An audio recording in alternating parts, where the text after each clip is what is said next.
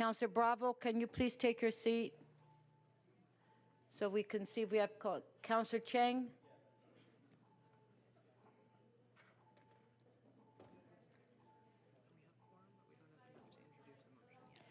Okay, members, we do have quorum, but there is a member's motion, but we don't have 18 members yet, so hopefully, how many members do we have? 15? So we need three more councillors to, because Councillor Fletcher has a member's motion she wanted to introduce. Okay, thank you. Before we go to the agenda, are there any quick releases at this time? Councillor Fletcher? Yes, Speaker. I have 16 IE 6.8, the off-leash strategy, and I have a small amendment about design improvements that I've turned in. Can we put the amendment on the screen? This is the update citywide approach to dogs off-leash areas. Okay, the amendment is on the screen. We need Bradford's hats to be moved too. Yeah, Councillor Bradford, did you have an amendment on this one? I did, yes, Madam Speaker, which I think I had moved. Yeah, it's originally. moved already. Oh, it's moved Yeah, I already. think it's moved. Okay, Yeah, so thank you. here's Councillor Fletcher's amendment. And then we have Councillor Bradford. So is everyone okay with the amendments? So, okay, can we put it back on the screen?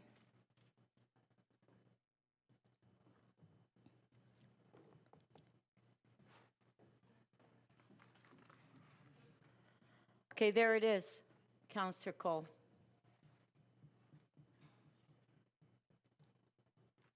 All right? Yeah. Okay, so first of all, we'll vote on Councillor Bradford's amendment. If we can put Councillor Bradford's amendment is on the screen. On favor, show of hands, carried. Councillor Fletcher's amendment.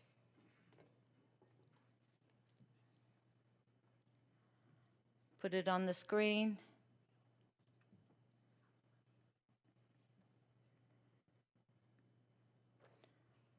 Okay, on favor, show of hands. Item is amended. On favor, carried. Okay, thank you. So that item is dealt with. Any further quick releases? Councillor Fletcher. PH 6.1, I have a motion there for people that aren't digital, of which there's quite a few. Low income, seniors. So on PH 6.1, housing TO, Correct. you have an amendment? I do. Okay. Can we put the amendment on the screen? If I can just say a few words about it, then I don't need to hold it and speak. Okay, Councillor Fletcher. It just basically has to do with those who simply don't have access to digital, of which there are a large number of folks, particularly seniors, low income, that simply can't make it into the system. I'm very concerned that current process will exclude them. So this is a motion to come back and tell us how we will make them whole on November 28th.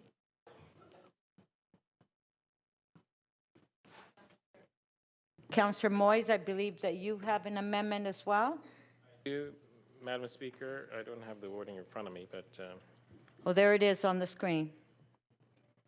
yes, it's just really requests to the federal government to release $1.5 billion that they announced, committed to in their 2022 budget for the development of a new cooperative housing.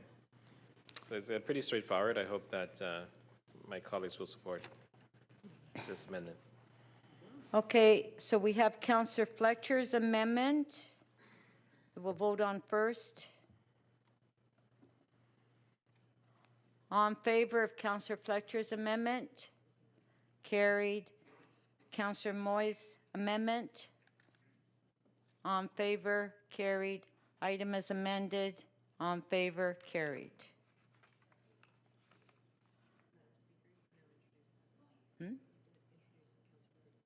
Do we have 18 members? Okay, so Councillor Fletcher, did you have another release before we introduce your members' motion? 5 Cosburn, or 5 and then many different addresses on Cosburn. What item? TE Yes? 7.8. Okay, yes, okay. And that I will release, and next time I will have the Co-op Federation manage the new affordable units that are achieved at this site, but because it's a settlement, I can't have that happen here, unfortunately. Okay, so Councillor Fletcher is releasing T 7.8. All in favor? Carried. Okay? TE 7.18. I thought I'd released that already, but apparently I hadn't. No, you want to release that Yeah, one? that's fine, thank you. Okay, T 7.18, 654, 668 Danforth Avenue. Councillor Fletcher is releasing. All in favor? Carried. Okay, Councillor Fletcher, do you want to introduce your member's motion now? Yes, if I could, please, it's urgent because the fence may be taken down, and I'd like to make sure we have the park secured with a fence. Okay, so if we please. can put the motion on the screen.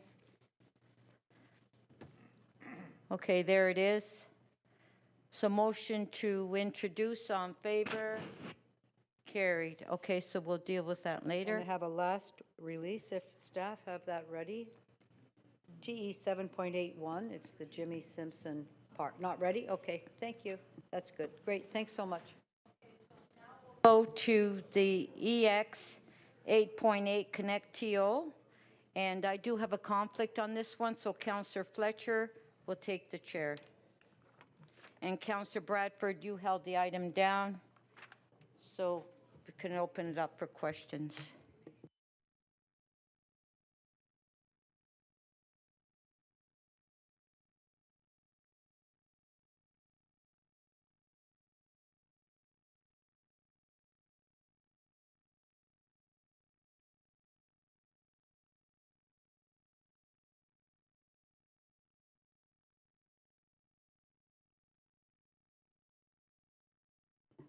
Thank you very much. Councillor Bradford, I know you're online there. Have you got questions here? I do have some questions, Madam Speaker. If I could ask those. Please start. Okay, thanks. So I think these are probably for our Chief Technology Officer. What's the total value of the existing contract between the City of Toronto and Beanfield for the use of the fiber internet infrastructure that was previously owned by the city? Through the speaker, we don't have the numbers currently in terms of the total value that is being paid to Beanfield. It is what we are looking to come back with in the next report update. Why do we not have the value of that? Through the speaker, the contracts are spread across City of Toronto proper as well as our agencies. So there is an effort required to get the numbers together to be able to provide the information. Is that work that your division is undertaking? Like in-house, or are we doing that? Through the speaker, there is a recommendation as part of the report to bring the agencies to the table. So we are working with them on pulling that together. Is there a reason why we don't have that number yet already informing this report?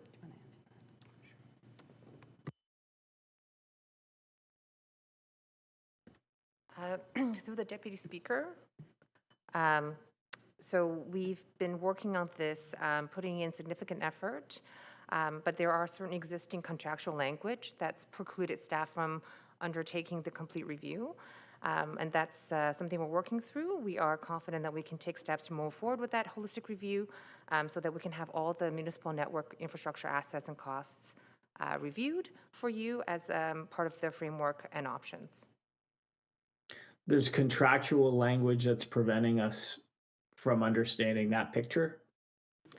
In order to undertake this review, we had secured a consultant, an external consultant, to do this work right after Council's directives last spring. In reviewing the materials to be shared with the third-party consultant, we came across some contractual language in the existing contracts. So we're working through that now through other methods so that we can get the work done.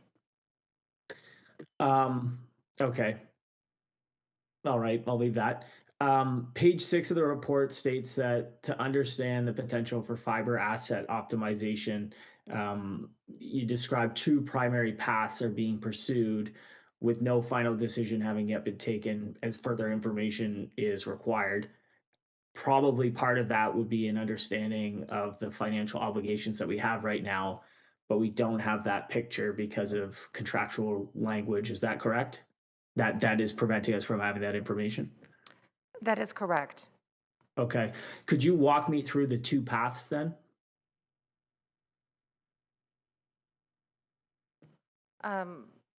Page So, 6.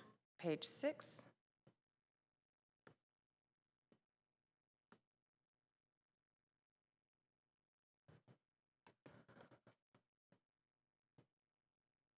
Madam Speaker, could you hold my time, please?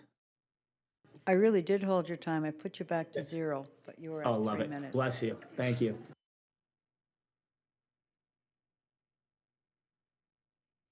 I got you held. We'll give a chance for people to the staff to look that up. You're at 3 minutes Thank you. 25. Thanks. Through you, Deputy Speaker, there are a few methods described in the report on page 6, at the bottom of the report. The first thing is we are looking into a small proof of concept to look at that optimization. What we mean by that is we want to take a look at perhaps a stretch or a small area in the city where we can see how we can best optimize that, the network connectivity assets we have. And then the second one is we are looking at a regional perspective. So we have procured an external consultant to look at this with our GTHA partners on what a regional view might be to optimize all of our assets together. So as you can imagine, there's the fiber doesn't stop at borders of these municipalities and regions. We're trying to see how we can make those assets work best for everyone in the region. Okay. So in other words, the city is looking at undertaking a proof of concept or pilot project to better understand the potential benefits of a city-owned fiber network. There's the regional piece as well, but that is the first thing there. How long have you been looking or working on a potential pilot program? And I guess the follow-up that is, when do you expect that you'd be able to come back to council with those recommendations? Last question, Councillor. Through you, Deputy Speaker, we have been looking at the pilots over the last, I would say, year or so since the last council meeting, and we have a report back for this that was amended at committee, which is Q2 2025. Okay. Thanks very much. Thanks, Madam Deputy Speaker. Thank you, Councillor Bradford. Next up is Councillor Cheng. Thank you, Madam Speaker. Thank you for this great initiative. I just wanted to ask, has any data been collected about the adequacy of the internet that is accessed by residents of TCHC? Through you, Deputy Speaker, we have done a number of different research initiatives, including a primary research that was done with our partners in TMU, Toronto Metropolitan University.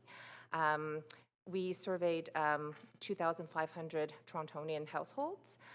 We do have another research initiative that's described in attachment 1 of the report that will focus on different areas in the city, including folks with various needs, like those who are living in TCHC buildings, et cetera. And how many residents in Toronto do we know subscribe to the $10 a month internet that is available in subsidized or low-income housing. Do we have any numbers on that? Through you, Deputy Speaker, we don't have that number. And based on your knowledge of that program, do you know what speed of the upload rate is? Through you, Madam Deputy Speaker, I have searched on this online, and my understanding it's 25 megabits per second download speed and 5 megabits per second upload speed. And how does that compare to what we need to here today, what we're using to do our work at City Hall? How does that bandwidth compare? For your information and reference, the minimum broadband speed that the CRTC had said is 50 megabits per second download and 10 upload. So it would be half that. So the federal government mandated that accessible, affordable internet be provided, but they didn't mandate the adequacy of the internet provided. Is that what I'm hearing? The federal government has set positions out around digital equity, including adequate access for all, but they have not set a specific standard for what affordability is.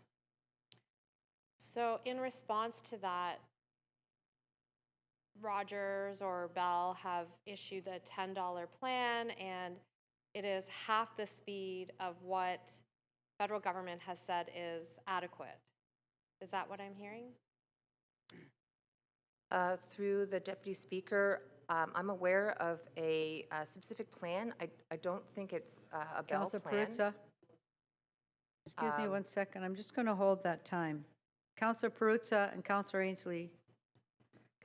Councillor Cheng needs to hear these answers. Thank you. Thank you so much.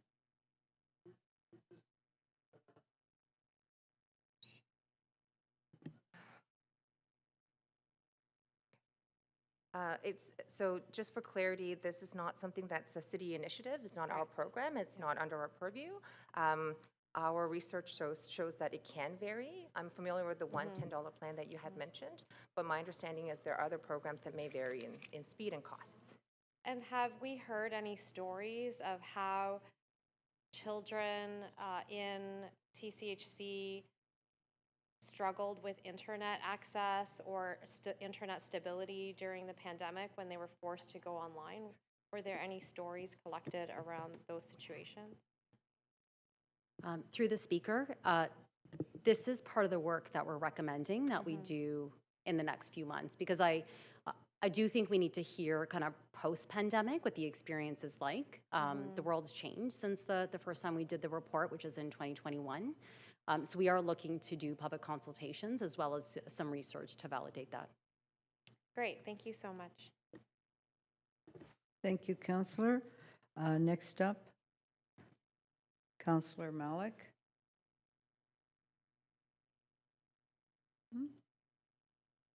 Very good. You have 5 minutes. Thank you very much.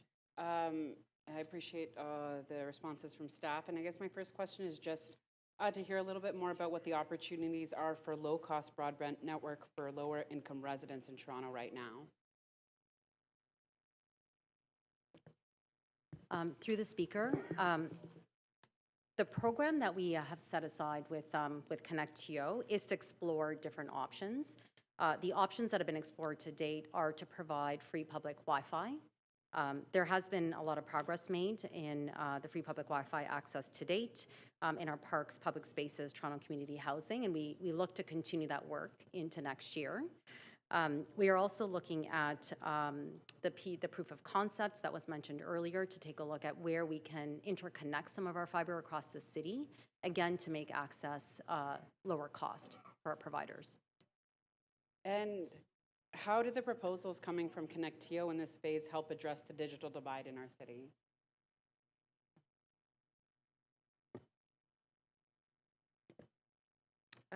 Through the Deputy Speaker, the digital divide can come in a number of different forms for people in Toronto, including lack of adequate access lack of devices, and lack of digital literacy. So the program has a number of different partners to help us achieve bridging that divide.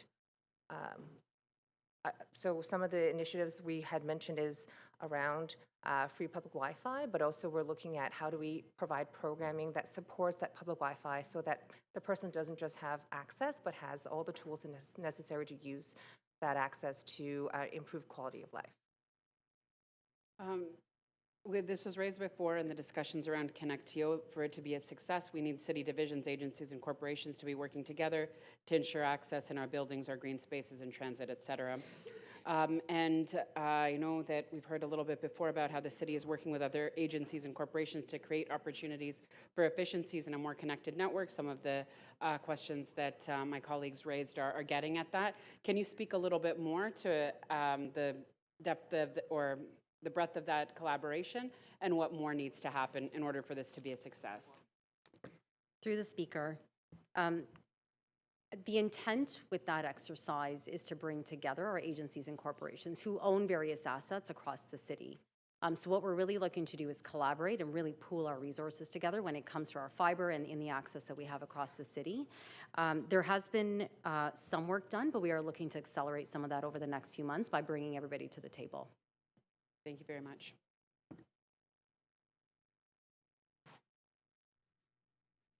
Thank you, Councillor. I believe there may be some speakers.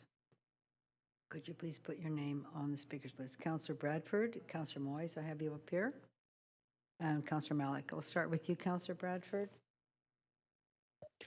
Thanks, Madam Deputy Speaker. I have a motion I'd like to move here. Straightforward that really just asks for some simple requests, additional information based on the questions that I was asking.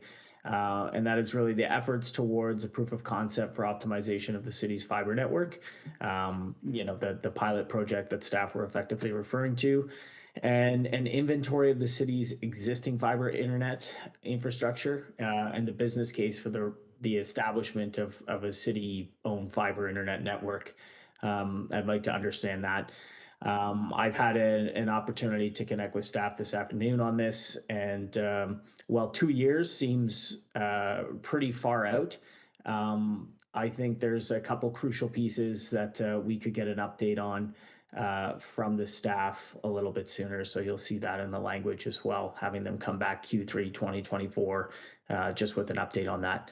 I think this is all really good work. I think it's exciting. I think there's been moments in our city's history where we've seen some of our vulnerability. And as my colleagues were talking about, access to data, access to broadband, and making sure that we have that in all of our communities, especially places where access can be difficult, low-income individuals in Toronto. That's really important. And then when you think about our schools and institutions, all the different agency staff we're referring to on the Beanfield network, I think there's a lot more work to be done on that, and I'd like an update on that. So with that in mind, I can wrap it up there and would appreciate your support. Thank you. Thank you, Councillor. You do have a questioner, Councillor Ainsley. To question. 3 minutes. Oh, I'm sorry. I still have Councillor Bradford on there, but now, okay, now you're up. Thank you. Through you, Deputy Speaker. To Councillor Bradford, I just wanted to ask about your motion. You're asking about reporting back on the third quarter of 2024.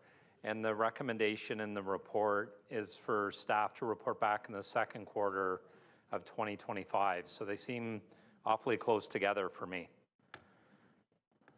Yeah, you know what? I went over and chatted with staff this afternoon, and I asked about an interim update, and they said, because I was kind of felt like 2 years was a while to come back on this. Was it possible to do something interim? And the answer they said was mid 2024. And so rather than saying Q2 2024, I just gave them Q3 2024. But if it was earlier, that would be great. But the language we said was mid 2024. So I just felt like I had to put a quarter to it and wanted to give them the extra time.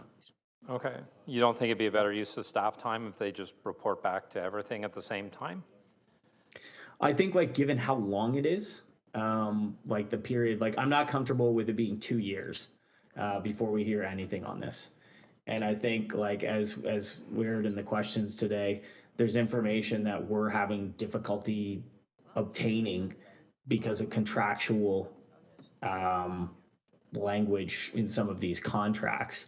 And yet that is really important information, I think, for us to assess this stuff going forward. So I'd like to have an interim update on that. Okay, because what we did at executive committee is the original timeline was just 2025, and we put the marker in place to report earlier in 2025. So I'm surprised you're asking for something even earlier. Yeah, and to be fair to staff, they said it's a lot of work. I appreciate the extensive nature of that. That's why it would just be an interim update.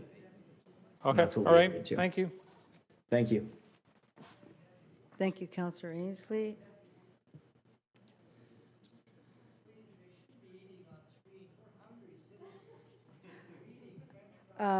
Councillor Moyes, for speaking. I don't know who's having their French fries, Councillor.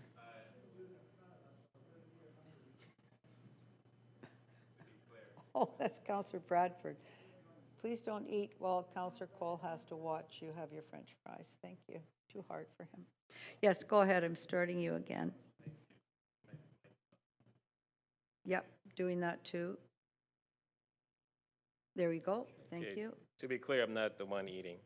No, I know. It's on screen.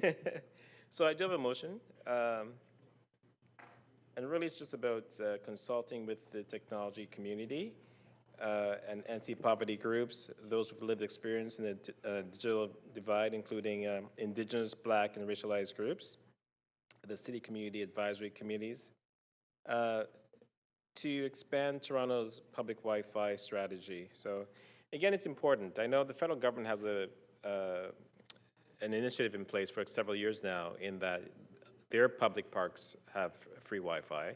And I think, Toronto should probably look at those sort of initiatives as well. There's so many opportunities. As mentioned already, like TCHC, the libraries and other places already have some of those free Wi-Fi, but we need to go above and beyond to do that.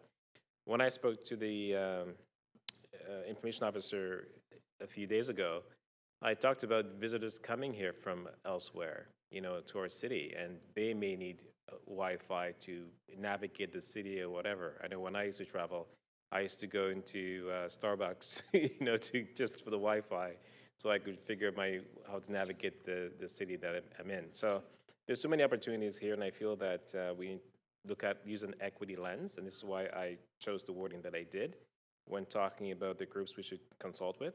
And again, starting with some of the ones we actually have right here in-house that we rely on for their input, for example, the 2S LGBTQ committee, the Anti-Black Racism Committee, and so many others as well. So I hope my colleagues can support this amendment. Thank you. Thank you, Councillor Moyes. Councillor Malik is up next. Here we go.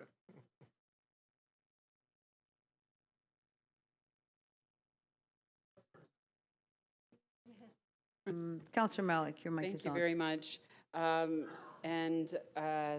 Thank you for the answers from staff and for the work on this item.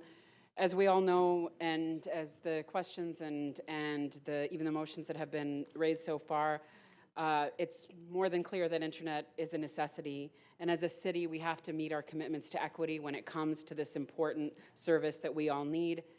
In a city like ours where we all must belong, we can't be deepening the digital divide. We have to be working diligently and with a timeliness to close it. To access government services, internet access is needed to fulfill everything about day-to-day life in the city and being connected to the services and supports we have here at City Hall. And if we make internet a necessity for our residents, we need to give them the resources and the options to be able to access the web beyond just a terminal at the local library, which we know is a lifeline for so many of our residents, but it's not enough. Toronto needs local, affordable, accessible access to broadband internet, and ConnectTO is moving us in the right direction through free accessible Wi-Fi, and we need access across the city, starting with our city's own buildings, plazas, green spaces, transit, and of course making sure that we're able to be consulting with all the stakeholders who are part of this important conversation. Thank you to Councillor Moyes for bringing forward the motion that is inviting us to include that in a very deliberate way in our process. And I was happy to be able to move a motion at committee that is inviting all of our city divisions to be part of this engagement. This work must include our future projects, including housing and TTC expansion, to ensure everyone is working together to make this important vision a reality. I want to again thank staff for working on this file, and especially to thank community advocates and activists who have been working on this issue for literal years.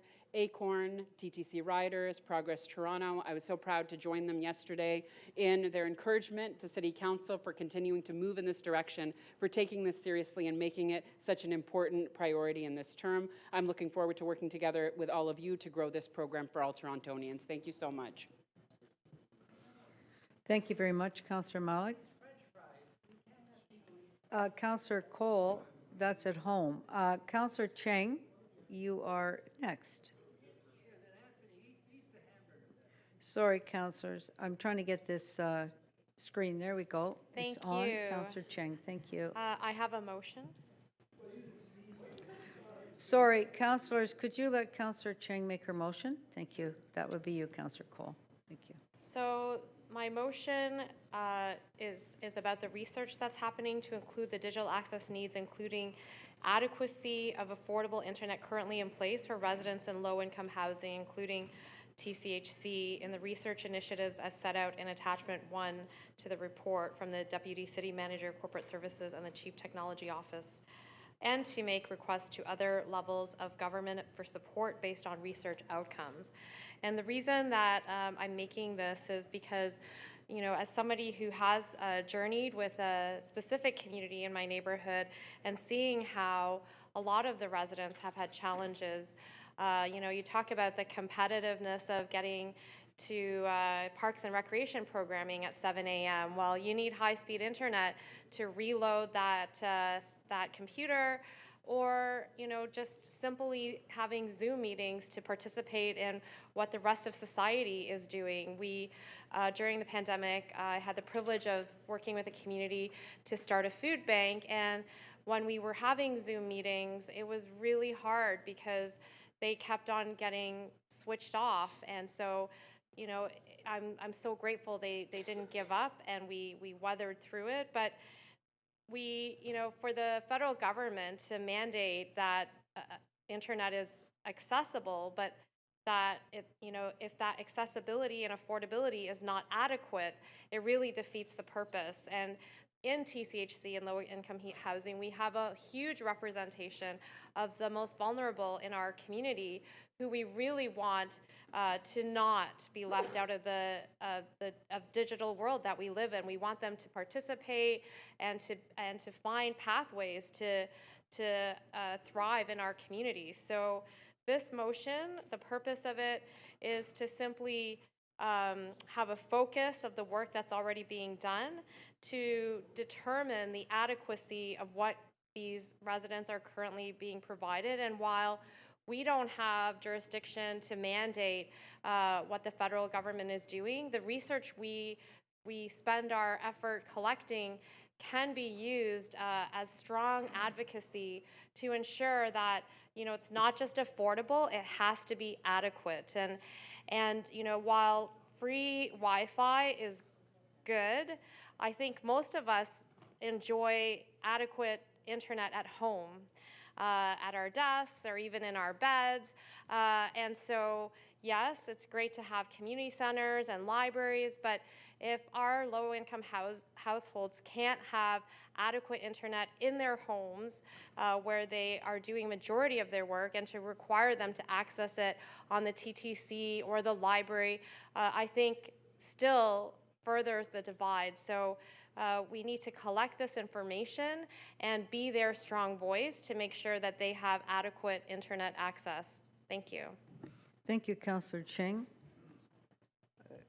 Councillor Perruzza, you are next. Speaker, I have a motion. I believe the clerks will put that on the screen, and folks can read it for themselves. I just, you know, sometimes, as you've all witnessed, I have trouble just connecting my own computer here. We have noticed. To the wireless system. To some degree, you're right. I belong to another era in some ways, and somewhat happy about that. But I'll tell you, from my limited understanding of this particular part of the world, is I understood early on where we were going with this some years back. There was this thing that we were talking about. Hey, you know what? We rebuild roads often. We do sidewalks. We do curbs. We got community centers, and so on and so forth. And the internet, and giving people access to the internet is a really, really important, part of the new world and going forward. And a really important part of, people's ability to be successful in their lives. And we were doing that. And then, I don't know, some 2-3 years ago, we were convinced by a group of pointy heads in this place that somehow then now we should, Rogers and Bell and all these other guys are out there doing it. And really, it's not about us and infrastructure and us getting into this business because, this is not the business we want to be in. We should find a way to partner up with all these other folks and figure out how to do this with them, right? And I just thought to myself, I sat back there somewhere, I think, and I was thinking to myself, oh, wow, man, this is like a lot of meetings, a lot of hours, a lot of time, just kind of like a lot of people just really sort of spent doing what? Not very much. And going where? Not many places. Beautiful, right? Sometimes that's like, it's one of the fundamental parts of government, right? So, internet, our connectivity, like if you look at your household bill, right? You look at your food costs, then you look at your, all this other stuff cost, and you know what? This is a big, big cost. Like, we get gouged. We get gouged by the phone companies. I mean, you only need to look at the TTC thing now with subway service, right? They basically, sort of held that down, held us underwater for, I don't know, 15, 20 years. And now we think that now here we can get into a situation, because the pointy heads willed it so, to go into this thing where somehow we're going to come out the other end, and you know what? And then I could sort of, fulfill that vision, that dream. I thought to myself, wow, we got the Driftwood Community Center at Driftwood and Jane. We got 415 Driftwood just across the street. A whole bunch of people who can't afford this stuff because we're just being strangled here. And you know what? Oh, and I thought, wow, you know what? If we got the Driftwood Community Center and we just have to stretch a cable across the street here, we might be able to find a way to connect all these other people that otherwise wouldn't be able to connect to this stuff and be able to afford it and be able to do that, right? That was sort of when it was first, sold to me. That's the vision I had in my brain. But I look at it today and I'm just thinking to myself, you know what? A whole bunch of people are going to be sitting around for a whole lot of talk. And you know what? What's going to come out the other end? Not a whole lot. But Cole back there is going to still continue to get gouged on his package of TV, internet, cell service, Lined phone up. stuff, and all the rest of it. And that bill pretty soon is going to surpass the price of his eggs. I tell you this, Madam Chair. Thank you. Because he's going to have to stay connected, and that's not right. Thank you, Councillor Perruzza. Thank you very much. Are there any further speakers today? You hope not. All right. In that case, we have to do recorded votes for everything because the speaker has the conflict. So I think all motions and then the final motion will be all recorded. So I will just ask the clerks to do their magic.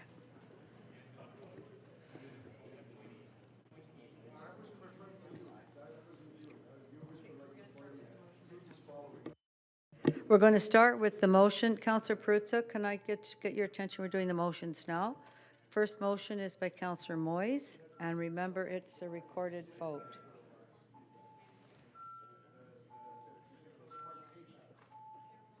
As long as I can get recorded. Oops.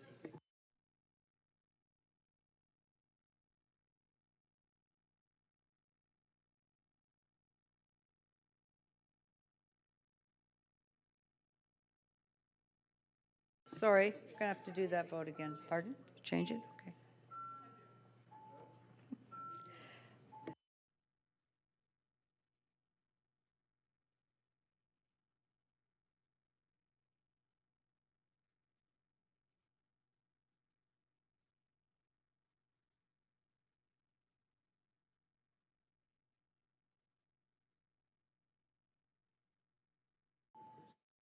Councillor Perruzza, can we have your vote, please? And Mayor Chow, are you able to vote? Okay, perfect, thank you.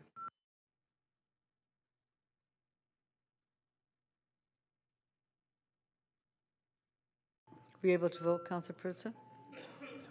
Yes?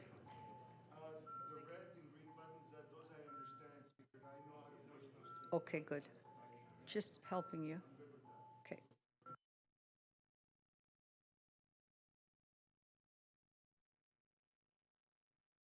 Councillor Matlow, how do you vote, please? Yes. In the affirmative, thank you. And Councillor Bradford, how do you vote? In the affirmative. Thank you.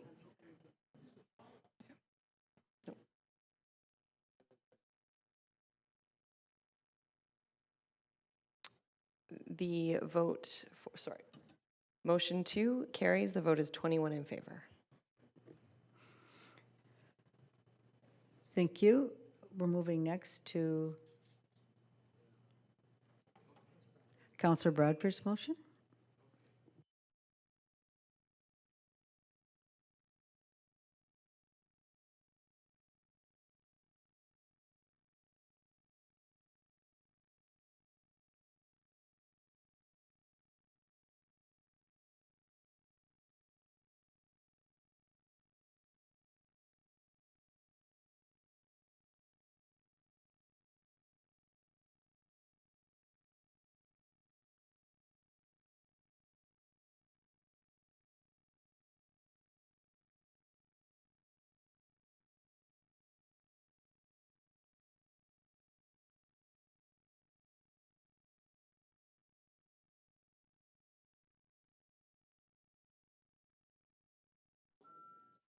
Councillor Perruzza, can we have your vote, please?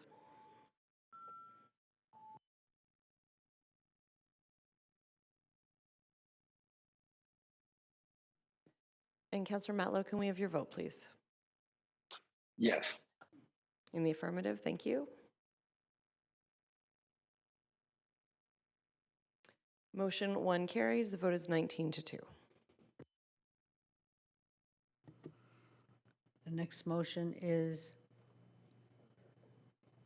Councillor Cheng's motion.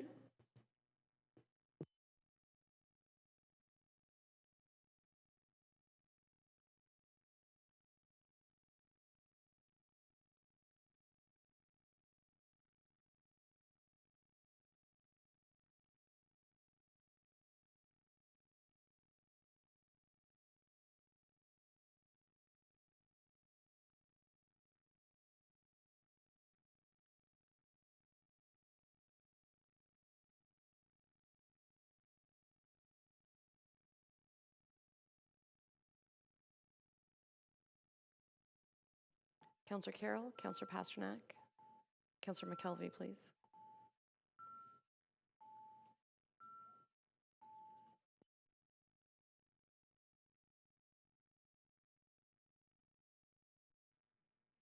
Councillor Matlow, can we have your vote, please?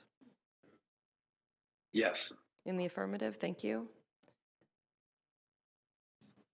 Motion 3 carries. The vote is 21 in favor. And the last motion is your motion, Councillor Perruzza.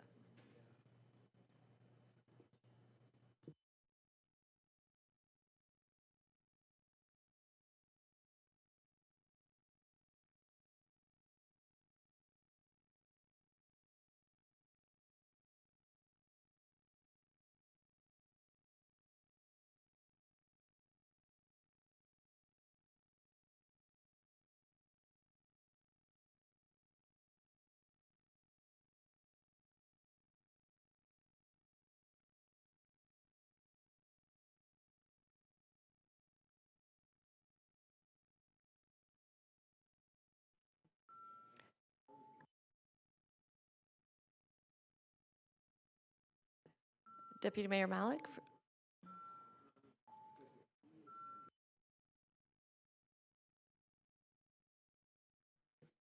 And Councillor Matlow, can we have your vote, please? Yes. In the affirmative, thank you. And that motion carries 21 in favor. Thank you. Do we need to do the item as amended then, please? Thank you.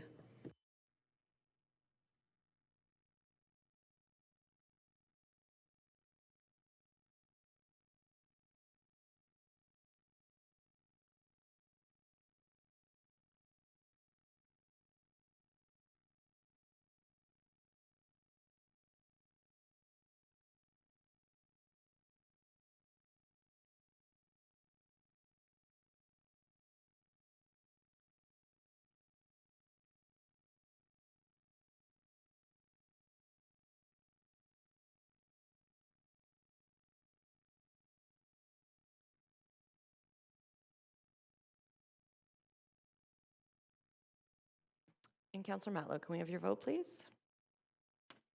Yes. In the affirmative, thank you. And the item as amended just wait one carries. sec. The vote is 21 in favor. Thank you. Yes? Speak. In my comments a few minutes ago, and one of the councillors said, I hope you weren't referring to me. I want to be clear on it. I used the phrase pointy heads. And so when with respect to the phrase, who in my brain I meant is, you know, those industry experts, those people who troll our hallways with briefcases and come and talk to us because they know everything there is to know about everything on any particular issue and try to convince us their way. So when I use the phrase pointy heads, in no way, shape, or form am I referring to any counselor here around the table. It's really, I'm referring to those people who are paid big sums of money to explain to us how the world works and to make sure that we side with them on those issues. Thank so you. That's Well, who I was referring we know to, that's Councillor. not us getting paid not big you at sums all. of money. Sorry? We know that's not us, Councillor. Thank Yeah, you. exactly. That's right. That's not us. Thank you. It's not us, yeah. Yeah. What? Oh, and Thank you, Councillor Fletcher. Okay. Did you take my pencil? We're short of pencils. Yeah, she moved my chair too with my pillow. Okay. So the next item is IE 6.4, which is the update on the net zero building strategy. Mayor Chow, you held the item down. Madam Speaker, I would like to introduce a number of amendments to this item, which are on the screen, I hope. This summer, we Torontonians received an unsettling wake-up call. So remember one day, woke up, and the sky was choked red and orange, and there was a gray haze, and it was hard to breathe. That air was coming into every cracks into our windows, and when I was biking that morning, it was difficult. It hurts our lungs, and at the end of the day, I had to wear a mask. And the taste of our tongue was horrible. It was reminding us climate change is having an impact in our city. So even as far as way of northern Quebec, when they had the big fire, the air drift towards the city. And we are seeing more and more severe storms. We are seeing homeowners have flooded basements, knee-deep in water, stuck with a massive repair bill. Some of them don't even have insurance. So we know we have a lot of work to do. So we experience it every day. So we're not just a passive observer. So we know that our own buildings are critical to climate action. So we have to act. And the City of Toronto has a very ambitious goal to reduce citywide emissions to net zero by 2050 or sooner, relative to 1990 levels. So achieving this goal requires a significant reduction in the emission from the energy used in buildings, as they represent over half, like 55%, of Toronto's greenhouse gas emissions. So the green standards, Toronto Green Standard will help us reduce emissions in new building projects, but it's the emissions from the large number of existing buildings across the city that we need to address. It's a big challenge, and we need other levels of government to step up and work together. So in this motion, you would see calling on the federal government, Toronto Hydro, city manager, and various cities' divisions working together on a number of initiatives that will make our existing building stock cleaner, greener, and a tool for climate action. And it's just one piece of the puzzle, but it's an important piece. And this kind of recommendations will push all of us to, at all the departments, consolidate everyone to meet the challenge we face. While we deal with these buildings, we need to remember who's living in it. We have to think about the tenants, the renters, the impact it has on our city. What if in the middle of renovation, they get evicted, they get reno-evicted? So that's why the motion also calls on the city manager, in collaboration with the Executive Director, Environment and Climate Division, and the Executive Director of the Housing Secretariat, to incorporate tenant protection measures into both the current and future program offerings aimed at building decarbonization. We have to do this to protect the tenants from above guideline increases and evictions resulting from renovations by landlords, renovations I meant, who has received funds from the city. If not, we'll be giving, the city is giving funds to the landlords to renovate the place, and they'll use that reason to go and evict the tenants. So I would like you to support this motion. It makes perfect sense. And let's deal with climate change, but also assist the people that lives in these buildings. Thank you. Thank Madam you. Speaker. We do have a question for you. Yep. Councillor Holiday.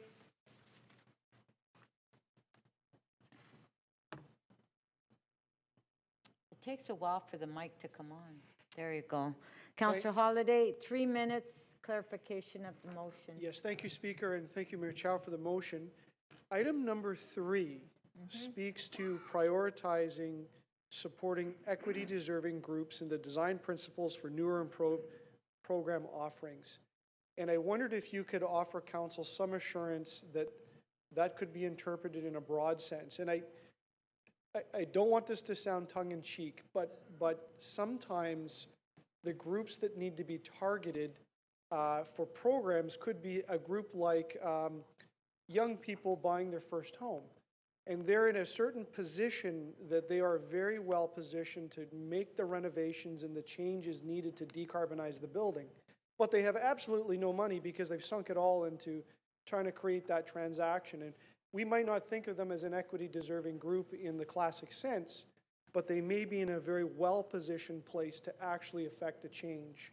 And so I wanted to use a little bit of care about where we target our programs, because there are concepts about equity deserving groups, but there's also concepts about achieving maximum impact. So if you can assure me it's a bit broad in its sense, I would feel more comfortable about supporting it. That's a very good question, but if you read the motion very carefully, it's not to prioritize them to say that the buildings they reside in will get extra dollars or jump the queue. It's really prioritizing them into the design principles for new and improved program offerings.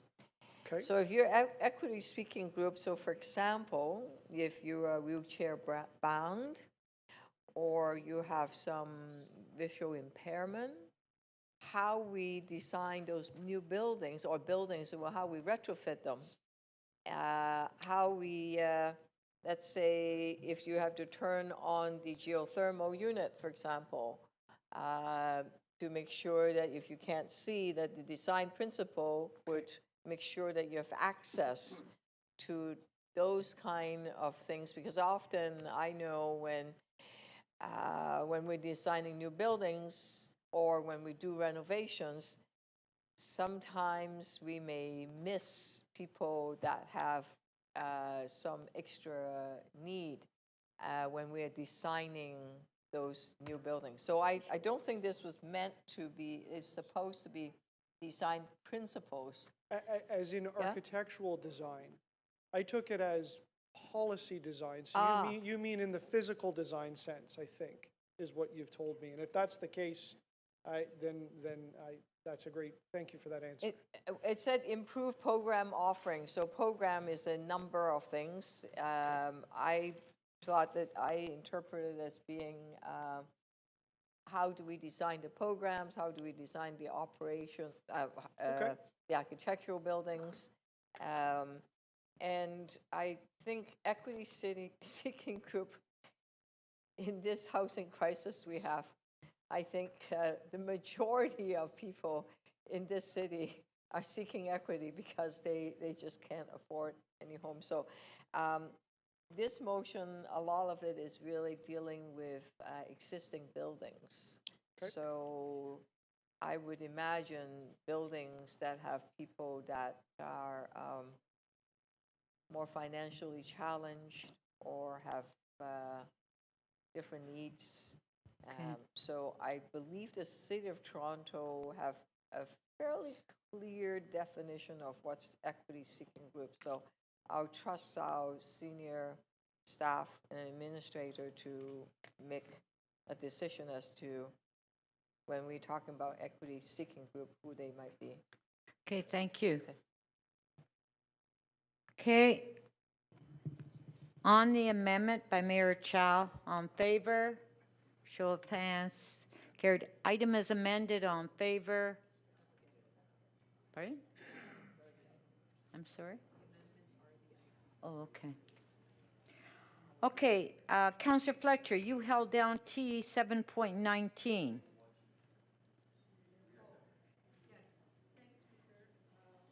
Oh, thank you. I can just release that because that's good.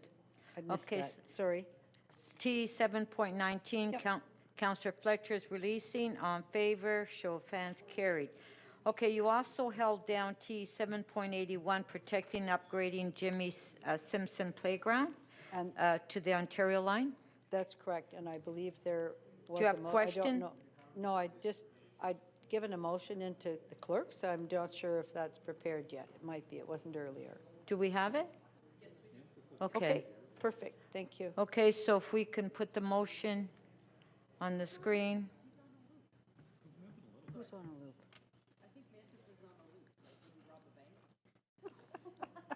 Thank you. What? Councillor McKelvey. That's it. Thank you. Okay, there it is. Councillor Fletcher, you're going to move the amendment? Yes, I am. Thank you.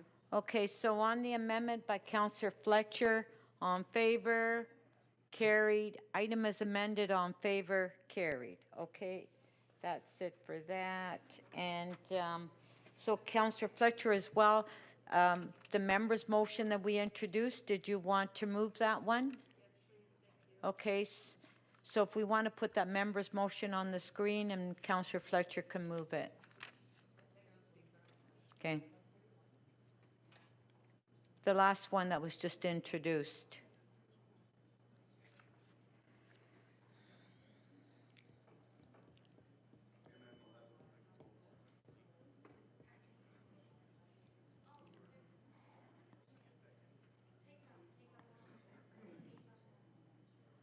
Okay, there it is, MM 11.41. Okay, this motion, do I have to go through that? No, it was introduced. All in favor of the motion? Carried. Okay, Councillor Myers, you held the next item, which is MM 11.15, reimbursement of city's forum. On the member's motion, Councillor Myers, do you have questions? Okay, questions? Okay. Councillor Myers, if you can put your name up on your board, here you go, okay? So Councillor Myers, go ahead for your question. Through you, Speaker, can we just, for the record, have the total amount spent on the trip?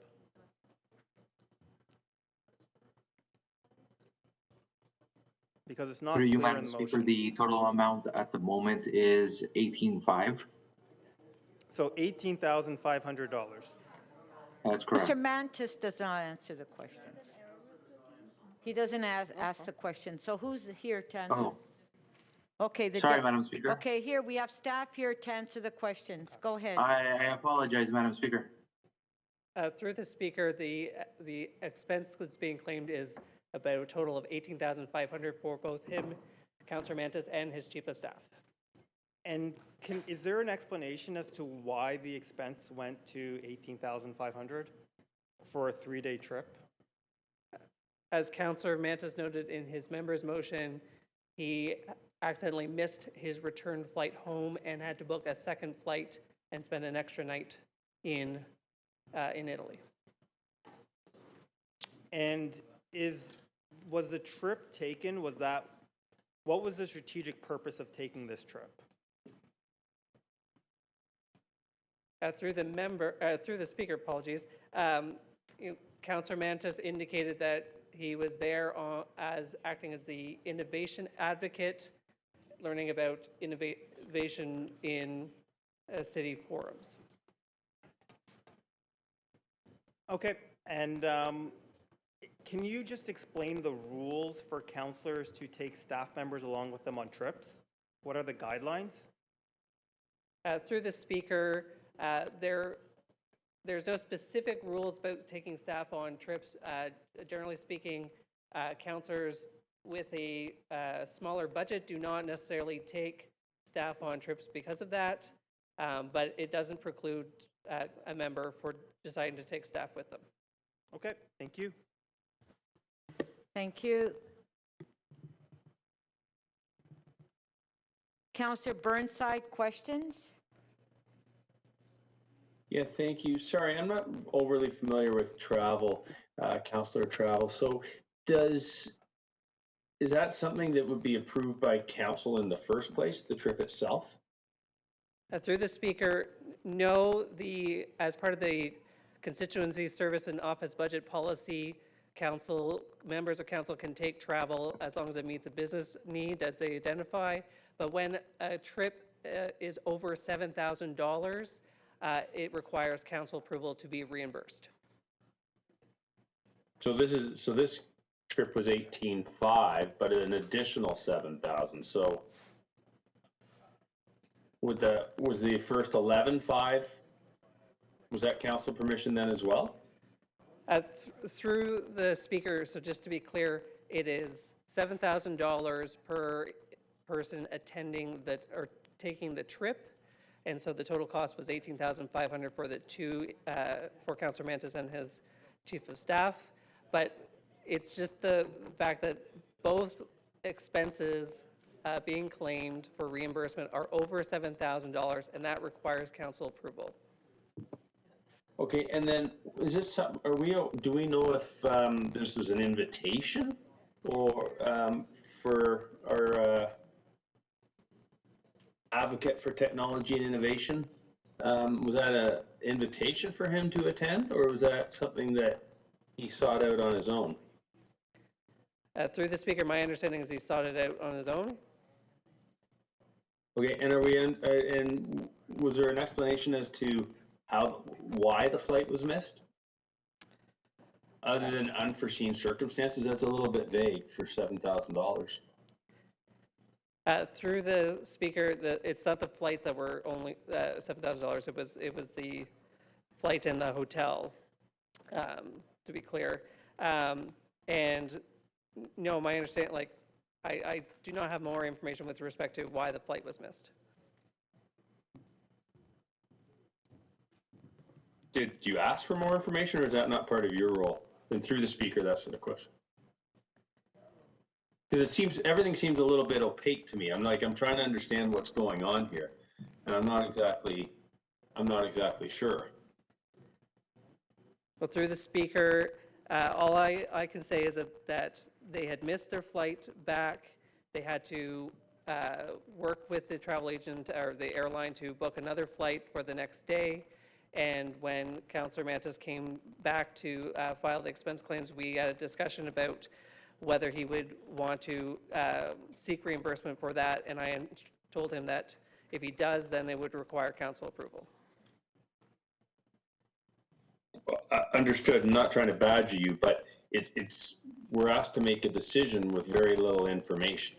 So is that something you would normally ask, like why you missed your flight? Like, that's kind of important to me, like what the circumstances are. Or is that not something you're asked? Or I guess maybe I should have asked the councillor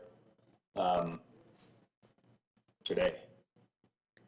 I'm just trying to understand what the protocol is. Sorry. Well, through the speaker, I would say that the councillor is responsible for the expenses that they put forward and need to explain how they would like to, why the rationale for why they need to, or why they're seeking reimbursement. Okay. Okay. Okay. Thank you. Thank you. Councillor Sachs.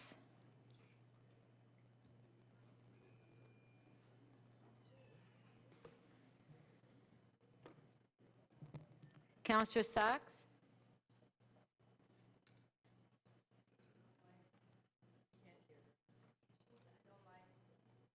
You have to turn your mic on. Turn your mic on.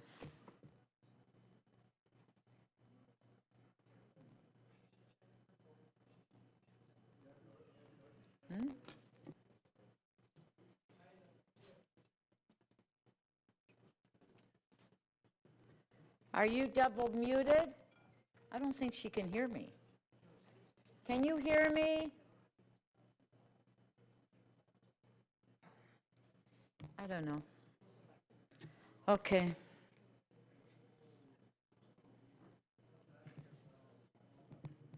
Councillor Carroll. Yeah, I can go ahead, Madam Speaker.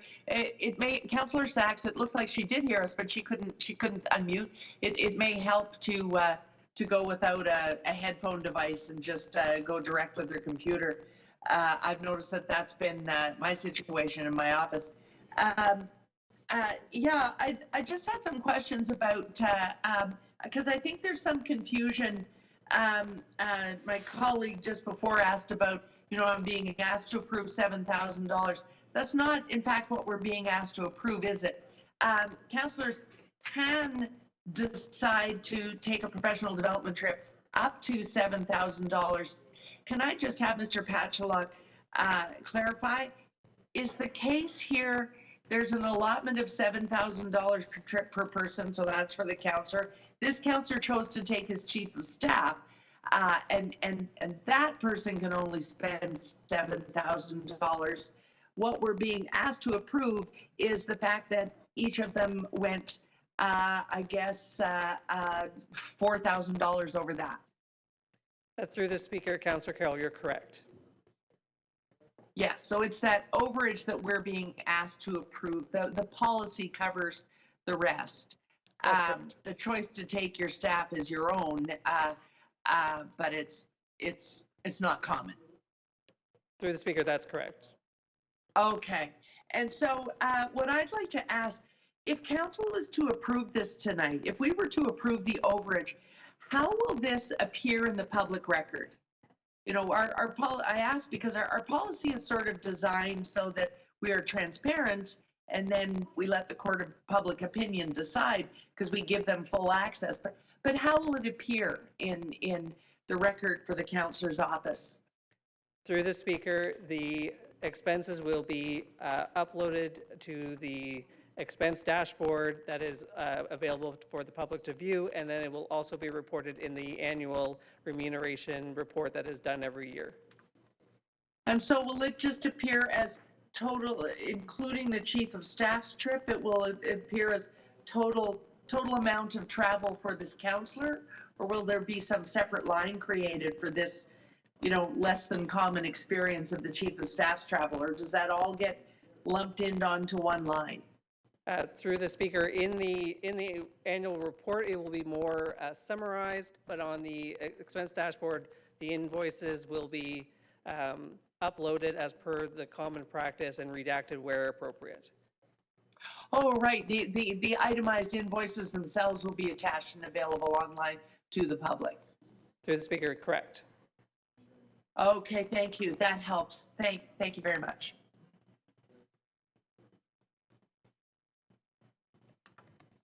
Thank you. Councillor.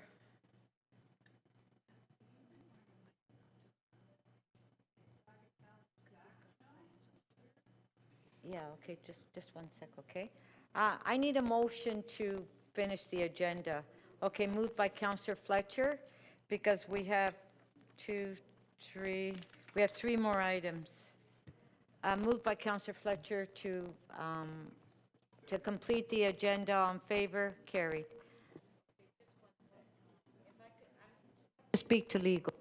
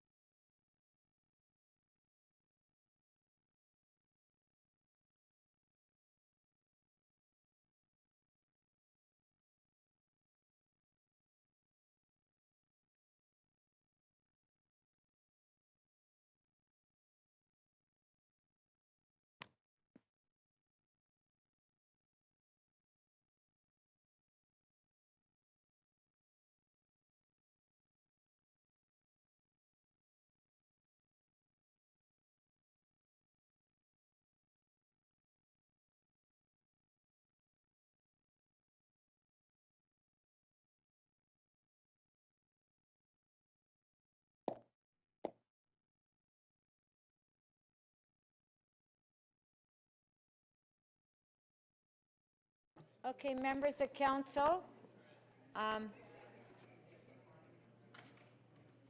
Councillor, I know Councillor Fletcher and Councillor Sachs had questions on this, but I am, spoke to our legal staff. I'm going to hold this item down because there may be an issue with this item. So if we can hold it down and staff are going to speak, well, staff are going to speak directly to the councillor first. No, I know, but staff are going to speak to the councillor. I know, we're going to come back to it, but I'm just saying give us a few minutes for staff to speak to the councillor that moved the motion. That there may be an issue with the member's motion that was brought forward by the councillor. There may be a conflict. Yes, yes. Yes. So can we up the staff? Okay. But I wanted the staff to speak to the councillor first. Thank you. So let's just go on to the next item and we'll come back to it. MM 11.16, rental demolition permit. Councillor Moyes, you held it down. It's a member's motion by Councillor Sachs and by the mayor. You held the item down? Okay, just one sec. What item is it, Madam Speaker? MM 11.16, rental demolition permits and market rentals. You held the member's motion down. I did. It's a motion by Councillor Sachs. Yeah. So I do have a motion. It really is just to, it's a friendly amendment. And it's, it is friendly. I'm a friendly guy. And it reads really is just to Planning and Housing Committee by the end of the first quarter 2024. Report back. It's been a while since I've actually read this. So it's been a long day. Okay, okay. Yeah, so yeah, it's a, yeah, as it says right there. It's a friendly amendment, Madam Speaker. Okay, so on MM, if I can have councillors, please, order, so we can get through this. Councillor Fletcher, please. MM 11.16, Councillor Moyes has an amendment on this item. Can we just put the amendment back up on the screen? There you go. Okay, it's on the screen. On the amendment, all in favor, show of hands, carried. Item is amended, on favor, carried. Madam Speaker, on a point of order.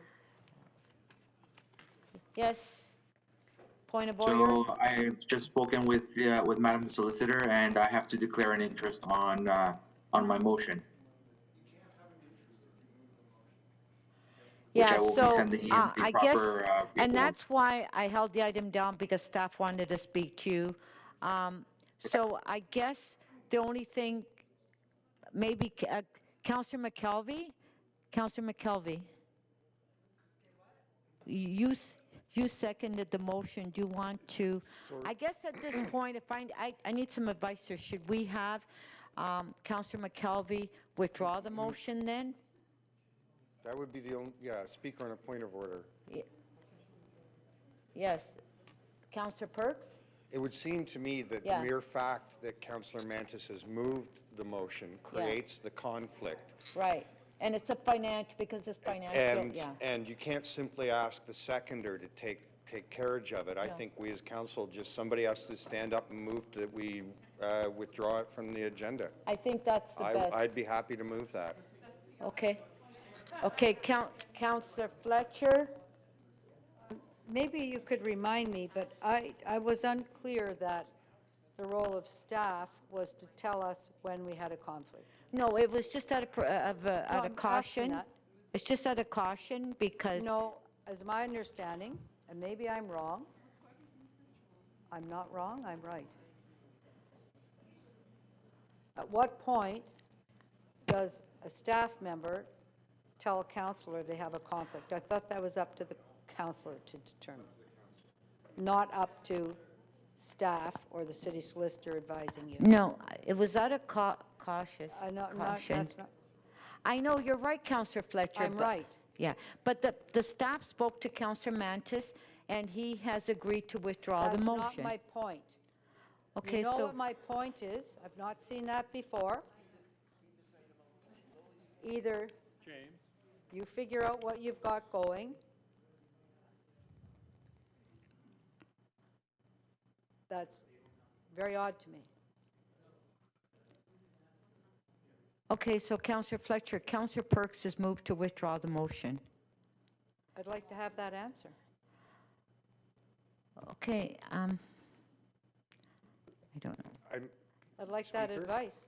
On a point of order? Yeah, you know, The procedure bylaw does allow city staff to give council advice to help us understand moments like this, so it would be in order for the city solicitor or the clerk to answer Councillor Fletcher's question about who has to decide that there's a conflict. My reading is that it's the council themselves, but if we want to hear from the city solicitor Well, it's or the it's my clerk- understanding that the councillor itself has identified it and is withdrawing to the solicitor. To the solicitor, can the solicitor comment?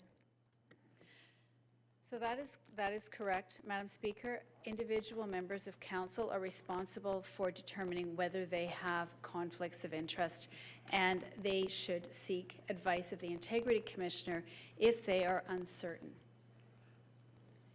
When did the city solicitor advise councillors they may have a conflict? I never advise councillors that they have a conflict of interest. You will recall there was one instance when I was concerned about a vote on an item, but that was a different situation, and I raised it for a different reason. In this instance, I did not advise the councillor. No. So what happened is that what staff spoke to the councillor that there may be a possible interest, and the councillor decided that he wanted to withdraw his motion. That was his decision. Yeah. Madam Speaker, on a point of order. Councillor Perks just moved to withdraw the motion. Okay. Okay. Okay.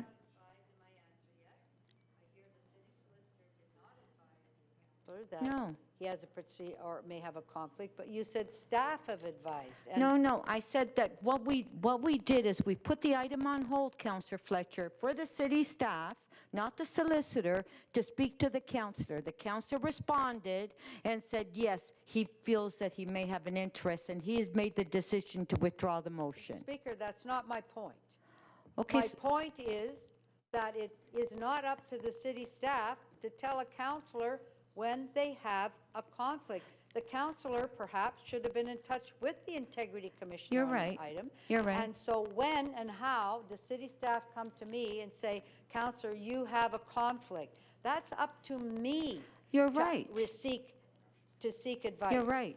I've never heard of city staff now advising a councillor they may have a conflict. It's unheard of, actually.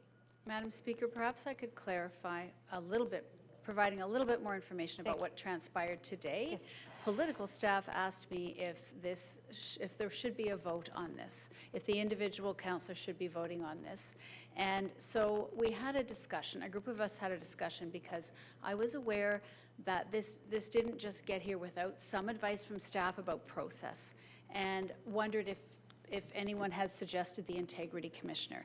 As a courtesy, a member of staff did contact Councillor Mantis and suggest the Integrity Commissioner. This is the second time this motion's been at this council.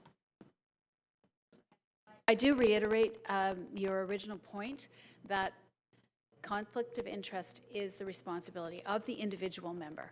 And should they require advice, the Integrity Commissioner is the sole member of city staff with a responsibility for giving that advice. I don't have an item to speak on, but I let you know I'm quite concerned. We had the Integrity Commissioner here today that explained that you come and understand if you have a conflict, that's what they're there for. Somehow in the second round of this motion here, after a whole number of questions, somebody's popped up to tell a councillor they may have a conflict of interest. That's just mind-boggling to me.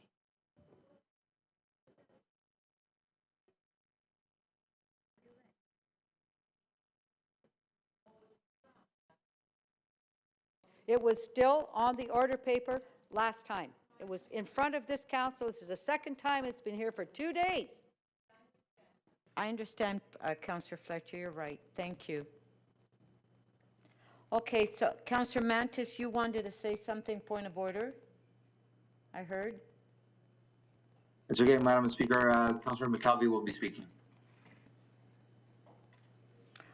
Okay, we do have a motion by Councillor Perks that moved earlier. So Councillor McKelvey, did you want to say? A similar point of order that I'm happy to withdraw as a seconder, but I would also like to flag that the last time it was here, it was just withdrawn so that it could be discussed with the Integrity Commissioner. I've been told that was done. There was also advice by the clerk staff that this was the way to do this. It seems now that's not the case, so I think there's something that's fundamentally wrong with the process here. I'm happy to withdraw it, and we can try this again, but at some point, I think what it is Councillor Mantis would like to have this heard by council. So I'll withdraw it. Point of order again now, sorry. Now I've understood, Councillor McKelvey, Deputy Mayor, that the Integrity Commissioner gave advice to the council. I don't know. Did the Integrity Commissioner give advice to the councillor? I just asked Councillor Mantis that. He said he did. But obviously I have not had that conversation with the Integrity Commissioner, but I am withdrawing it. You can't have it. And exactly, because It's up it's to the Councillor councillor to Mantis's have it. advice. And I think we can sort this out before the next council meeting, but I think there's been discussions, ample discussion that's happened with the clerks, that's happened with the Integrity Commissioner. Maybe we can have them attach something to the next motion that makes that clear. I don't know. I'm sorry, Speaker. I know it's 8:05. We have a process here for councillors where if they can think they may have a conflict, they go to the Integrity Commissioner, and the Integrity Commissioner says, you have it or you don't have it. Councillor apparently sought advice. Not about a conflict, about the travel. Okay, so you know what? There's so much confusion on this item. Let the council sort it out with the Integrity Commissioner. Correct. So I'm withdrawing and it'll come back in another date. Okay. Yeah. Okay, so.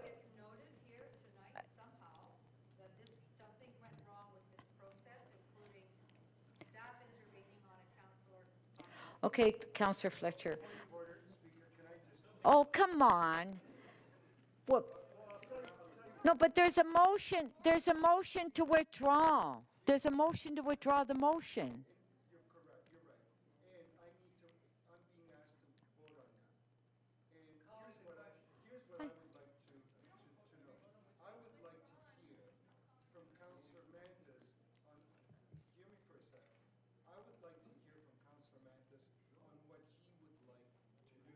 He just did. He handed it over to Councillor McKelvey. He said Councillor McKelvey will speak on his behalf. Councillor Perruzza, on the motion. No.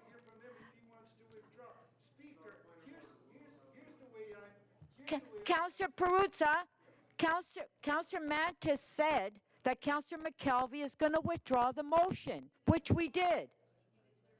He did. Okay.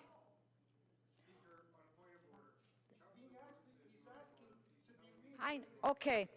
On the motion to withdraw, on favor, carried. MM 11.18, Councillor Cheng, you held the item down. Last chance to urge province to build Cumber Station. 11.19. Do I ask questions? Do you have questions? You know what? I don't have questions. I will let's go to speakers. Does anybody have any questions? Okay, to speak, Councillor Cheng, you're the only one. Oh, actually, can we switch it? Can Councillor Myers will speak first? Well, you held the item down. I know, but I'll go here. Okay. Councillor Myers. Thank you, Speaker. Staff have some amendments that I'm offering to this motion. 1 second, please. So I'm just adding some language that the TTC be consulted in developing the business case.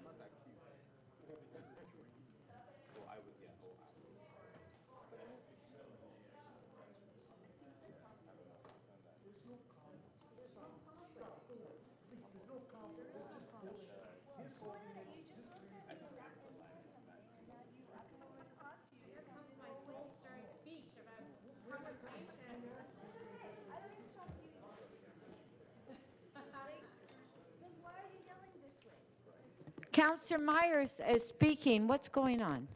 I just spoke. Oh, you did. It was great. Okay, so Councillor Myers put the amendment through. Thank Now, you. now, Councillor Cheng, you want to speak, right? Wait, your microphone. Okay, just 1 sec. Okay. Takes a while. You know, it's not working. It's not working Okay. properly. This morning at 8 a.m., there were about 20 of us standing at the corner of the southeast corner of Yonge and Comer, and we looked around and saw the future development that's coming. We saw signs of new development. We saw new condos that are already on process of being built.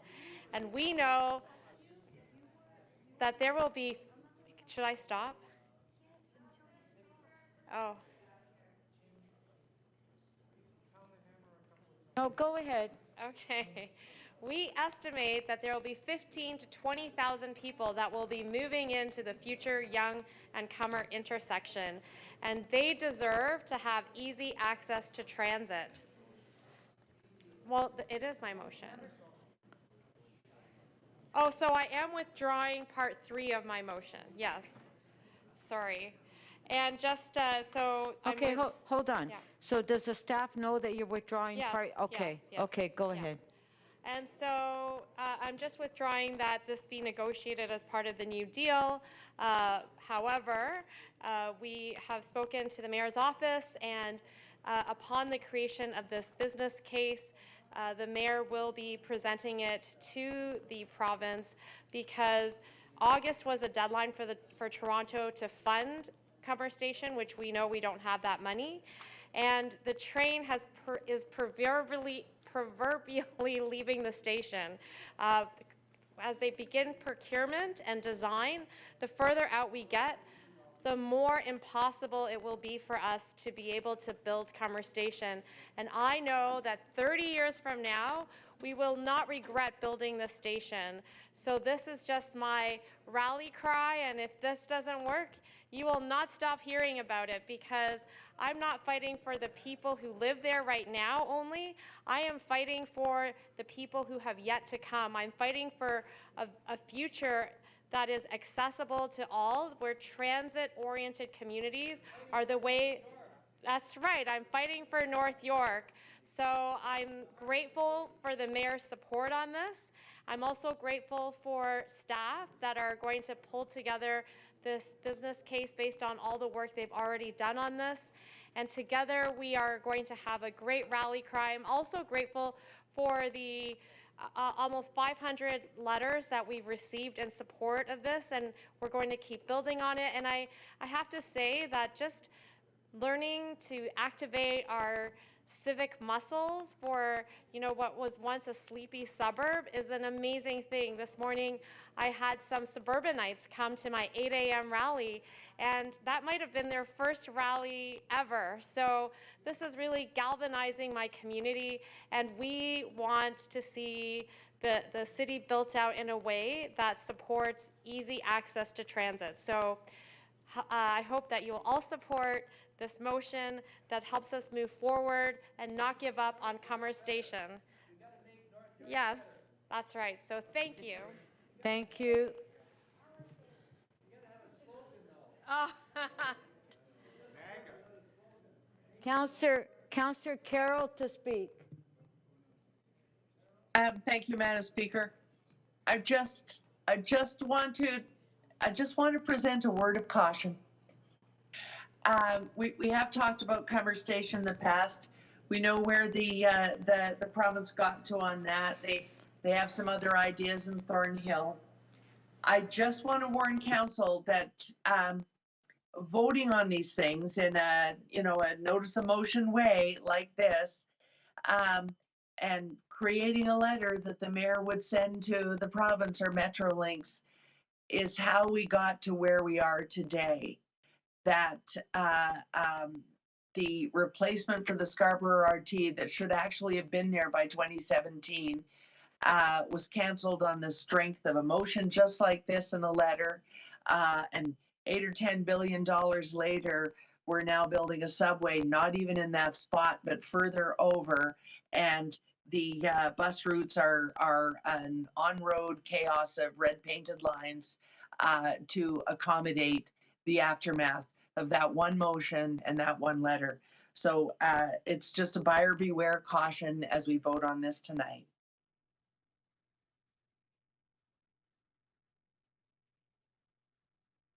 Thank you. Councillor Pasternak. Yes, thank you. Thank you, Madam Speaker, and I will be brief because of the hour. It is way past my bedtime.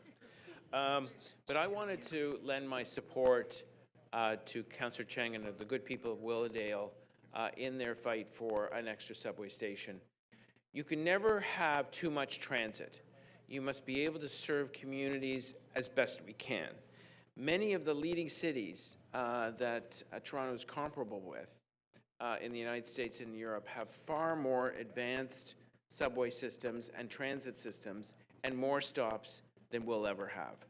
So when a community is growing, when the density is increasing, and when the community is rallying around a cause, it's important to listen.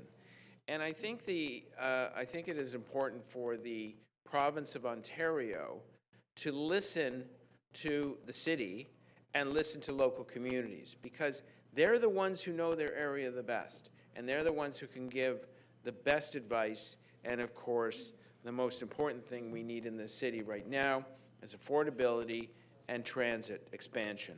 So I just want to make sure that this is endorsed and this is supported. North York needs it, Willowdale needs it, and Toronto needs it. Thank you very much. Thank you.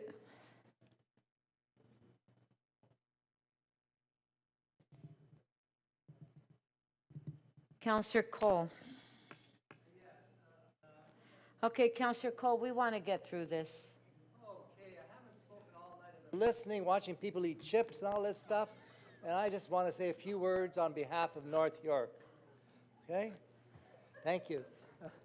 I know you care about York, but I represent North York as the deputy mayor, so I got to speak for my fellow councillors here.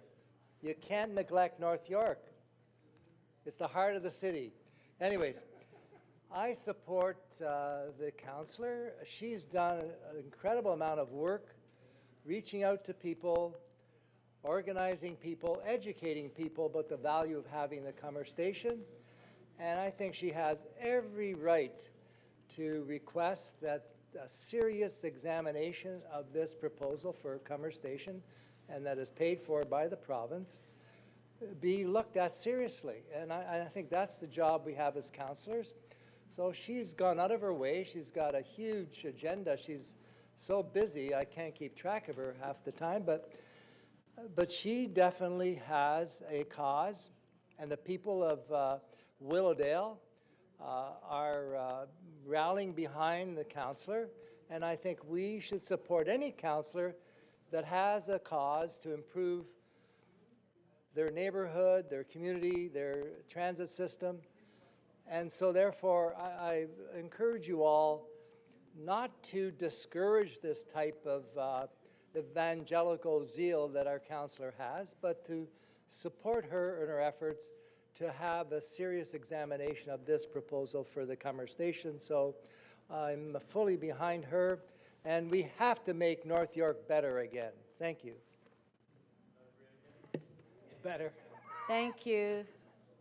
All right, so on the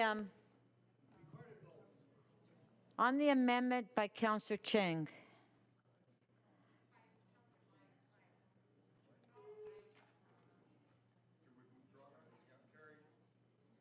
So on the amendment by Councillor Cheng, all in favor, carried. And then Councillor Myers has a motion.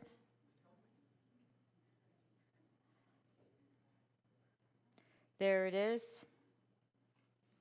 All in favor, carried. Item is amended. All in favor, carried. Oh, geez. Okay, recorded vote. Actually, it's a good idea because this is, we have one more item left and we need 18 votes to introduce the member's motion. So let's have a recorded vote to see who's here.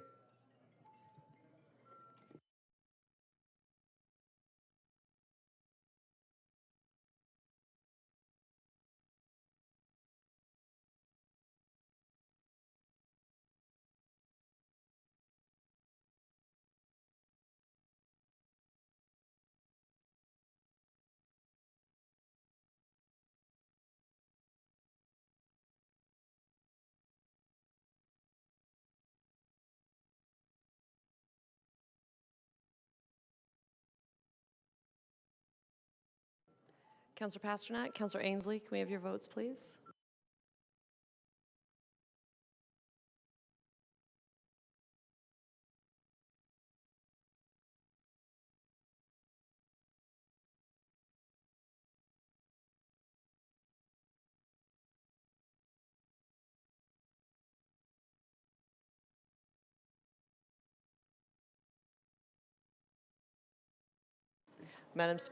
Madam Speaker, the motion carries 19-1.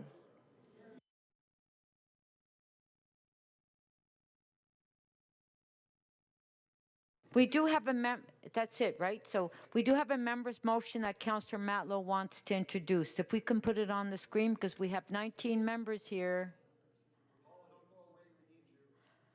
Don't leave. Okay, if we can put okay, Councillor Matlow, did you want to introduce your motion? Yeah, my apologies. I received this from staff late this evening. It's settlement 1913, 1951, Young Street, 1721 Millwood Road, and 22 Davisville Avenue, Section 37 benefits.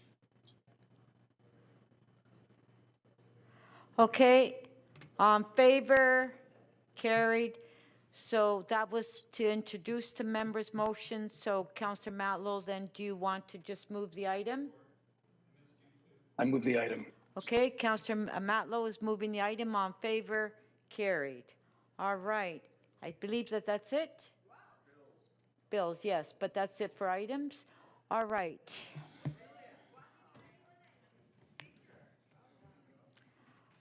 Okay. May I have a motion regarding absentees? Who's absent?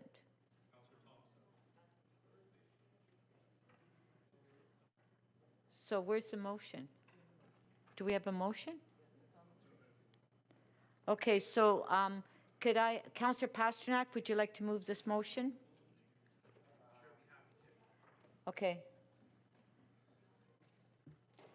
It takes time for your mic to come on. Okay, there it is. The City Council excuse the absence of Councillor Michael Thompson from the October 11th and 12th, 2023 City Council meeting. All those in favor, show of hands, opposed if any, carried. May I have a motion to introduce the general bills? Councillor Holliday, would you like to do that?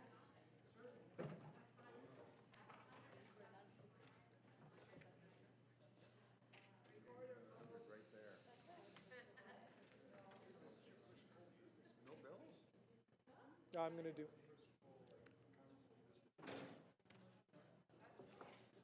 Huh? Do we have the motion? Okay, members, please remain in your seats because we have some votes yet to be taken.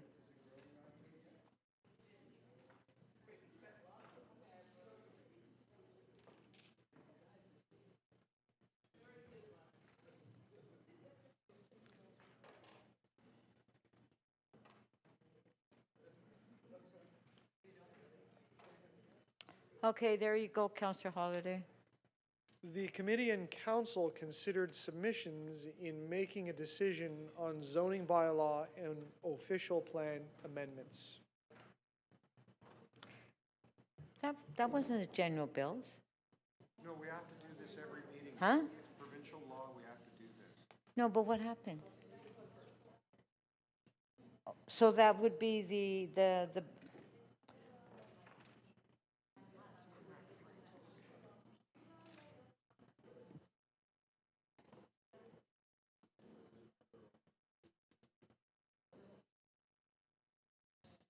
okay, on favor? Carried. Okay, then, may I have a motion to introduce the general bills? Okay, moved by Mayor Chow. Okay. Mayor, can you read it, please?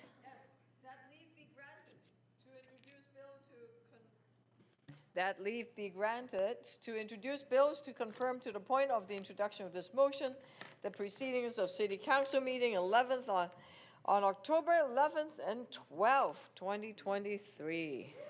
Woo! Shall leave be granted to introduce these bills? On favor? Okay, well, we do that at the end. Shall these bills be declared as bylaws and be passed subject to section 226.9 of City of Toronto Act 2016? What? I thought we already did that. But I just did the general bills. No, I know, but the confirmity bill, it's... Okay. May I have a motion to introduce the bills? Oh, Councillor Morley?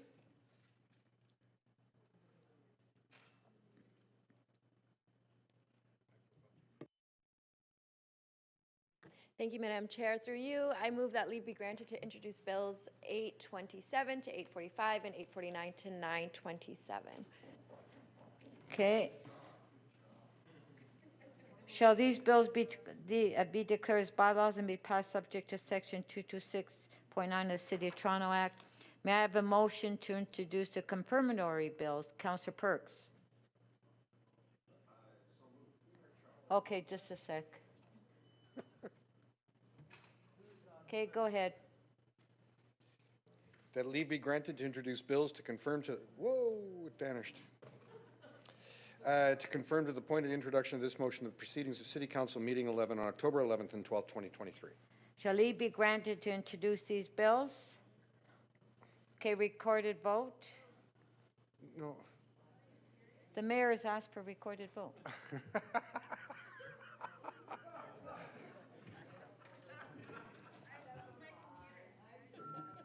I heard you say recorded vote. I don't forget.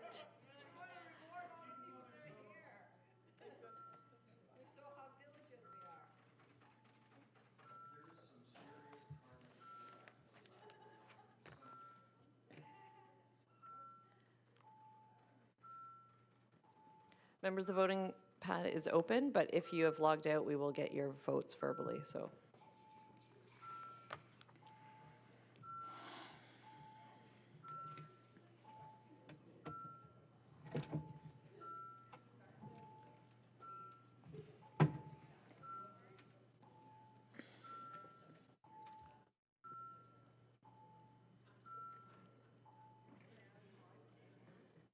Councillor Chang, how do you vote?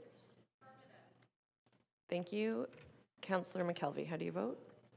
Affirmative. Thank you. Councillor Bravo? Affirmative. Thank you.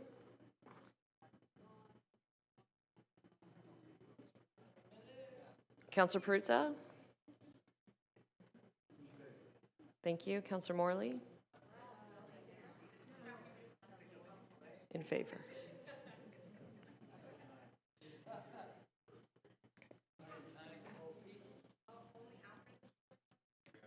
The motion to introduce the bills carries 18-1.